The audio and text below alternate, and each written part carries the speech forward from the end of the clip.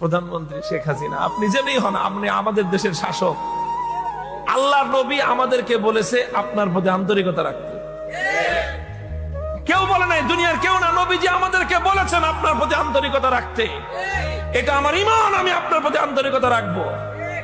আমি দেখতেছি কোরআন হাদিসের হয়তোবা পর্যাপ্ত তথ্য আপনার কাছে না থাকার কারণে আপনি এমন একটা ভয়াবহ পথের দিকে অগ্রসর হচ্ছেন। আপনি বঙ্গবন্ধুর আপনার মাধ্যমে হোক অথবা যারাই হোক মূর্তি তৈরি করতেছে, এটা কবরের মধ্যে বঙ্গবন্ধুর জন্য আযাবের ব্যবস্থা হচ্ছে।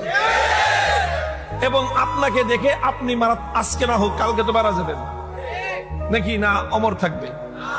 উনি মারা যাওয়ার পরে উনি আজকে যা করতেছেন, ওনার পরবর্তী অনুসারীরা ওনারও তো ভাস্কর্য বানাবে।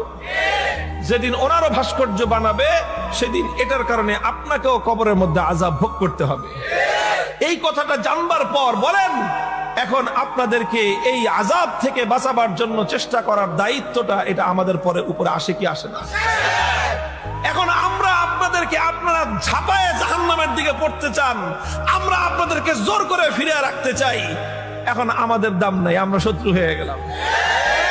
আর আপনাদের কাছে যারা আপনাদের এই সমস্ত ভুল কাজে উৎসাহ দেয় তাদের কদর হয়ে গেল দুঃখ এবং আফসোসের জায়গা।